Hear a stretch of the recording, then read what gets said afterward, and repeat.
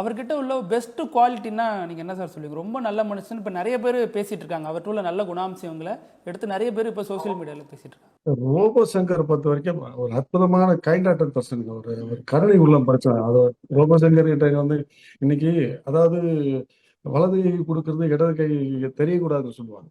இன்னைக்கு எனக்கு உதவி செஞ்சதான் இந்த காணொலியை பார்க்குற நமது நேயர்களுக்கும் ரோபோ சங்கருடைய ரசிகர்களுக்கும் தெரியும். ஆனா பிரியாவுக்கு தெரியும்.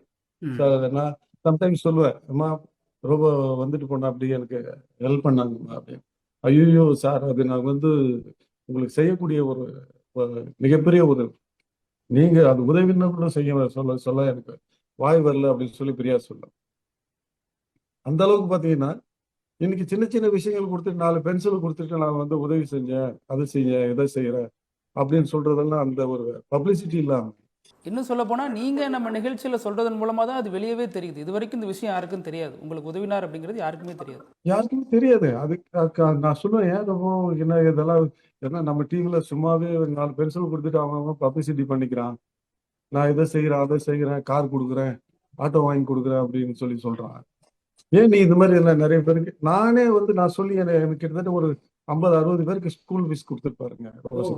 நான் சொல்லுவேன், இதெல்லாம் ஒரு போட்டோ எடுத்து, சார் வேணாம் சார், அதெல்லாம் தவறு சார், நீங்களே திட்டுவீங்க.